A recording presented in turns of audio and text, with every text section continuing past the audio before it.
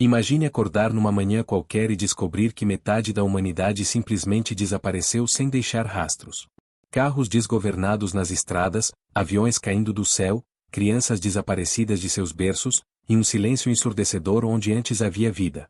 O que você acabou de imaginar não é ficção científica, é a realidade profética que aguarda nosso mundo, e talvez seja muito mais próxima do que você pensa. Enquanto assistimos juntos essa história impactante, peço que você já deixe seu amém nos comentários e se junte a essa comunidade de buscadores da verdade, clicando no botão de inscrição, porque o que vou revelar hoje pode determinar onde você estará naquele dia terrível. A Escritura Sagrada nos revela em 1 aos Tessalonicenses capítulo 4 versículos 16 e 17 que o mesmo Senhor descerá do céu com alarido, e com voz de arcanjo, e com a trombeta de Deus, e os que morreram em Cristo ressuscitarão primeiro. Depois nós, os que ficarmos vivos, seremos arrebatados juntamente com eles nas nuvens, a encontrar o Senhor nos ares, e assim estaremos sempre com o Senhor. Esta não é uma promessa vaga ou alegórica, é uma certeza profética que se cumprirá com a precisão matemática de todas as profecias divinas. Mas o que acontece com aqueles que ficam para trás? O que experimenta uma alma que desperta para descobrir que perdeu a maior oportunidade da história da humanidade? As Escrituras não nos deixam na escuridão sobre este tema tão crucial quanto assombrador. O profeta Daniel, no capítulo 12 versículo 1 de seu livro, nos adverte que haverá um tempo de angústia, qual nunca houve, desde que houve nação até aquele tempo.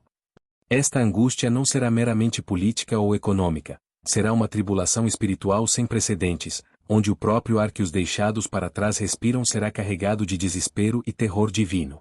Visualize por um momento o caos daquele primeiro amanhecer após o arrebatamento. As notícias tentando explicar o inexplicável, cientistas criando teorias absurdas para justificar o desaparecimento simultâneo de milhões de pessoas.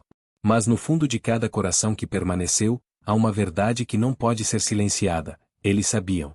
Somewhere em suas consciências, cada alma deixada para trás reconhecerá que rejeitaram a salvação quando ela ainda estava ao alcance. Em Lucas capítulo 17 versículos 34 a 36, o próprio Jesus Cristo descreve esta separação sobrenatural. Digo-vos que naquela noite estarão dois numa cama, um será tomado, e o outro será deixado. Duas mulheres estarão moendo juntas, uma será tomada, e a outra deixada. Dois estarão no campo, um será tomado, e o outro deixado. Observe a intimidade desta separação, não são nações inteiras ou grupos religiosos específicos. É pessoal. É individual. É baseado na condição espiritual de cada coração diante de Deus. A tragédia dos deixados para trás não reside apenas no fato de terem perdido o arrebatamento. A verdadeira tragédia é que eles tiveram oportunidades. Quantas vezes ouviram o Evangelho? Quantos convites receberam? Quantos momentos de convicção do Espírito Santo ignoraram, pensando que sempre haveria mais tempo? O Apocalipse de João nos revela em detalhes o que aguarda este mundo após o arrebatamento da Igreja. No capítulo 6, começando pelo versículo 1, vemos a abertura dos selos do juízo divino. O primeiro selo revela um cavaleiro em um cavalo branco, o anticristo que enganará as nações. O segundo selo traz guerra e derramamento de sangue como nunca visto. O terceiro, fome global que fará os preços dos alimentos subirem a níveis impossíveis. O quarto selo libera a morte sobre um quarto da humanidade. Mas é no quinto selo que encontramos algo que deveria fazer cada um de nós tremer. Apocalipse capítulo 6 versículos 9 a 11 nos mostra as almas dos mártires sob o altar celestial, clamando: até quando, ó verdadeiro e santo dominador, não julgas e vingas o nosso sangue dos que habitam sobre a terra? Estes são aqueles que, após o arrebatamento, reconhecerão a verdade e se converterão, mas pagarão com suas vidas por esta decisão tardia. Pense na ironia cruel desta situação. Durante os dias de graça, quando a salvação estava livremente disponível, estes mesmos indivíduos ridicularizaram os cristãos, zombaram da fé, proclamaram que religião era coisa do passado. Agora, com a evidência irrefutável diante de seus olhos, a igreja desaparecida, as profecias cumprindo-se com precisão cirúrgica, eles finalmente crerão. Mas crer durante a tribulação custará tudo o que possuem, incluindo suas próprias vidas. A segunda epístola aos Tessalonicenses capítulo 2 versículos 9 a 12 nos revela algo ainda mais perturbador sobre o destino dos deixados para trás, a esse cuja vinda é segundo a eficácia de Satanás, com todo o poder, e sinais e prodígios de mentira, e com todo o engano da injustiça para os que perecem, porque não receberam o amor da verdade para se salvarem. E por isso Deus lhes enviará a operação do erro, para que creiam a mentira, para que sejam julgados todos os que não creram a verdade, antes tiveram prazer na iniquidade. Você compreende a gravidade desta passagem? Deus mesmo enviará forte ilusão sobre aqueles que rejeitaram a verdade durante o tempo da graça. Eles serão entregues às suas próprias escolhas, mas de uma forma tão completa que a própria capacidade de discernir a verdade será-lhes removida. É o juízo mais severo que uma alma pode experimentar, ser entregue às próprias mentiras que escolheu crer. Mas por que Deus permitirá tal sofrimento? A resposta encontra-se na própria natureza da justiça divina. Hebreus capítulo 10 versículo 31 nos adverte: horrenda coisa é cair nas mãos do Deus vivo. A paciência de Deus, que hoje ainda se estende sobre nosso mundo em misericórdia, tem limites. O dia da graça não durará para sempre. Durante a grande tribulação, descrita em Apocalipse capítulo 6 a 19, os deixados para trás experimentarão julgamentos que desafiam nossa compreensão. Granizo misturado com fogo e sangue cairá sobre a terra. 1/3 das árvores e toda a erva verde serão queimadas. Uma grande montanha ardendo será lançada no mar, transformando em sangue e matando 1/3 das criaturas marinhas. As águas se tornarão amargas como absinto, causando a morte de muitos. O sol, a lua e as estrelas escurecerão. Apocalipse capítulo 9 versículos 1 a 11 descreve criaturas demoníacas sendo libertas do abismo, com poder para atormentar os homens por 5 meses. Estas criaturas têm aparência de gafanhotos preparados para a batalha, com rostos humanos, cabelos como de mulheres, dentes como de leões, e caudas como de escorpiões. Seu tormento é tão intenso que naqueles dias os homens buscarão a morte, e não a acharão, e desejarão morrer, e a morte fugirá deles. Imagine o desespero de quem vive estes horrores sabendo que poderiam ter sido poupados. Cada praga, cada julgamento, cada momento de agonia será acompanhado pela lembrança constante: eu poderia ter ido com eles. Eu poderia ter aceitado Jesus quando ainda havia tempo. O mais assombrador de tudo é que mesmo diante destes julgamentos sobrenaturais, muitos ainda endurecerão seus corações. Apocalipse capítulo 9 versículos 20 e 21 revela que os outros homens, que não foram mortos por estas pragas, não se arrependeram das obras de suas mãos, para não adorarem os demônios, e os ídolos de ouro, e de prata, e de bronze, e de pedra, e de madeira, que nem podem ver, nem ouvir, nem andar. E não se arrependeram dos seus homicídios, nem das suas feitiçarias, nem da sua prostituição, nem dos seus furtos. É difícil compreender tal dureza de coração, mas ela ilustra perfeitamente a condição da alma humana sem a obra regeneradora do Espírito Santo. Quando Deus remove sua graça, o coração humano revela-se em toda a sua rebeldia e corrupção. Contudo, não pensemos que durante a tribulação não haverá salvação. Haverá, mas a um custo altíssimo. Apocalipse capítulo 7 versículos 9 a 17 nos mostra uma grande multidão que ninguém podia contar, de todas as nações, tribos, povos e línguas, que estão diante do trono de Deus.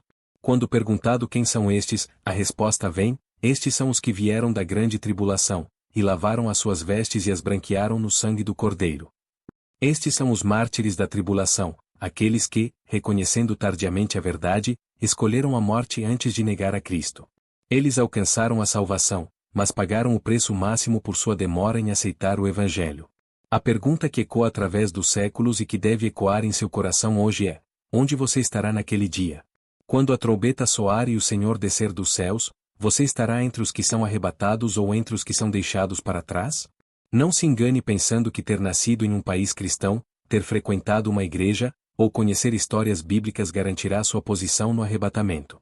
O ladrão na cruz conhecia pouco sobre teologia, mas creu com sinceridade. Muitos escribas e fariseus conheciam as Escrituras de cor, mas rejeitaram o próprio Messias quando ele estava diante deles.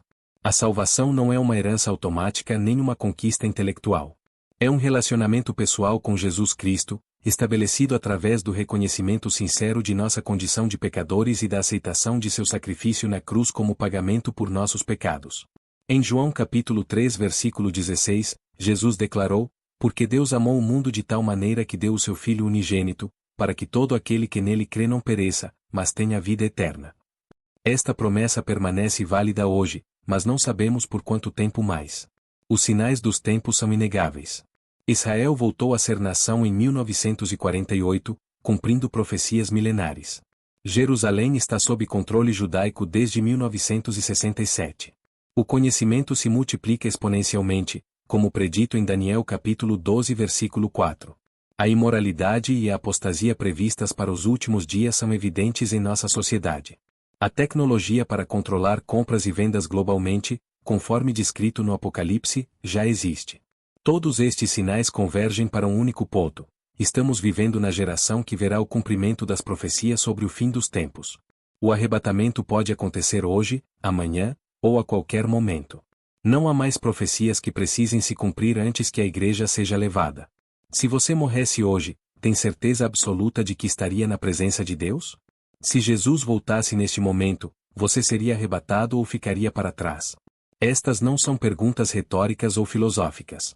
São questões de vida eterna e condenação eterna. A Bíblia é clara em Romanos capítulo 10 versículos 9 e 10. Se com a tua boca confessares ao Senhor Jesus, e em teu coração creres que Deus o ressuscitou dentre os mortos, serás salvo. Visto que com o coração se crê para a justiça, e com a boca se faz confissão para a salvação.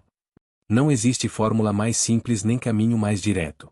Crer genuinamente que Jesus Cristo é o Filho de Deus, que morreu por seus pecados e ressuscitou ao terceiro dia, e confessar esta fé, isso é tudo que Deus requer para a salvação.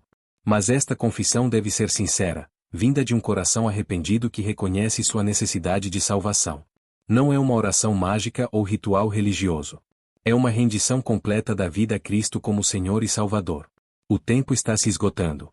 Cada dia que passa nos aproxima mais do momento quando a porta da graça se fechará e começará a era do juízo. Não permita que o orgulho, o medo do que outros pensarão, ou a procrastinação impeçam você de tomar a decisão mais importante de sua vida. Os deixados para trás do arrebatamento terão toda a eternidade para lamentar sua decisão de adiar a salvação. Eles experimentarão o desespero indescritível de saber que tiveram a oportunidade de evitar todo o sofrimento da grande tribulação, mas a desperdiçaram por causa de sua rebeldia ou negligência espiritual. Não seja um deles. Não permita que seu nome seja incluído entre aqueles que ouvirão as palavras terríveis de Mateus capítulo 7 versículo 23, Nunca vos conheci, apartai-vos de mim, vós que praticais a iniquidade. Este é o momento de sua decisão. Este é o dia da sua salvação. Amanhã pode ser tarde demais. O arrebatamento pode ocorrer antes que você tenha outra oportunidade de ouvir o Evangelho ou de responder ao chamado de Deus. Se esta mensagem tocou seu coração e abriu seus olhos para a verdade eterna, não hesite em expressar sua gratidão com um like, compartilhar essa luz com seus amigos e familiares, e inscrever-se para que possamos continuar a desvendar juntos os mistérios divinos. Mas mais importante que qualquer engajamento neste canal é seu engajamento eterno com Cristo Jesus. Tome sua decisão hoje. Aceite Jesus como seu Senhor e Salvador. Garanta seu lugar no arrebatamento da igreja. E então viva cada dia na expectativa bendita daquele momento glorioso quando ouviremos o som da última trombeta e subiremos para encontrar nosso Salvador nas nuvens. Não seja deixado para trás. Não se torne parte da estatística desesperançosa daqueles que perderam a maior oportunidade da história humana. Hoje é o dia da salvação. Hoje é o dia de sua eternidade ser definida. Escolha sabiamente, pois não haverá segunda chance depois que a porta da graça se fechar para sempre.